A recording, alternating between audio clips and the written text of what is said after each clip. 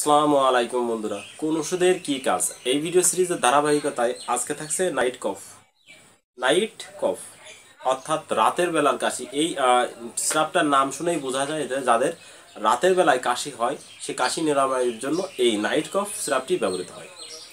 তো এখন আসি এই নাইট কফ সিরাপটি কারা কিভাবে খাবে সেই বিষয়ে। তো নাইট কফ সিরাপটি সাধারণত দিনের বেলায় খাওয়া যাবে না, এটা শুধুমাত্র রাতে অর্থাৎ সন্ধ্যার থেকে শুরু করে রাতের বেলা পর্যন্ত খাওয়া যাবে। তো এই নাইট কফের যে রাতের যে কাশি, এই রাতে কি কি ধরনের কাশি বা কি কি সিমটমগুলো হলে এই নাইট কফগুলো খাওয়া যাবে সে সম্বন্ধে।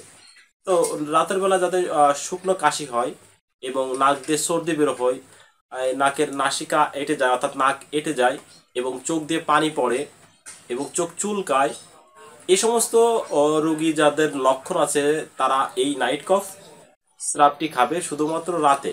আর এই সাধারণত দেখা যায় এই রাতের বেলা যাদের কাশি হয় তাদের দিনের বেলা হয় না। এই দিনের বেলা যাদের না হয় শুধুমাত্র রাতে কাশি হয়, শুধুমাত্র রাতের কাশির জন্যই কিন্তু এই নাইট কফ সিরাপটি খেতে হবে। অন্য সময় খাওয়া যাবে না, কোনো সময় দিনের বেলা খাওয়া যাবে না। এখন আসে কিভাবে খাবেন এবং কারা কতটুকু পরিমাণে খাবেন। যাদের বয়স 6 বছর থেকে শুরু করে 12 বছর পর্যন্ত আছে তারা খাবে 1 চামচ করে সন্ধ্যার সময় 1 চামচ এবং ঘুমানোর আগে 1 চামচ। এটা কিন্তু খাওয়ার পরে খাবে। এবং যাদের বয়স 12 বছরের অধিক আছে তারা সন্ধ্যার সময় খাবে 2 চামচ এবং ঘুমানোর আগে 2 চামচ খাবার পর। তো এইভাবে কয়েকদিন খাওয়ার পর দেখতে পাবেন যে আপনার রাতের কাশিগুলো বন্ধ হয়ে গেছে।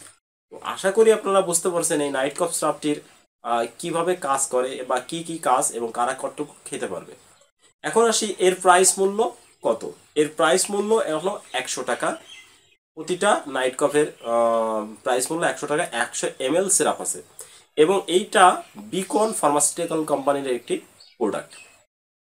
তো আশা করি আপনারা এই নাইট কফ সিরাপ সম্বন্ধে ডিটেলস ধারণা পেয়েছেন। সো ভিডিওটি ভালো লাগলে অবশ্যই লাইক করবেন, কমেন্ট করবেন এবং চ্যানেলটিকে সাবস্ক্রাইব করতে ভুলবেন না এ ধরনের নতুন নতুন ভিডিও পেতে। সো থ্যাঙ্কস ফর ওয়াচিং, দেখা হবে অন্য কোনো ভিডিওতে।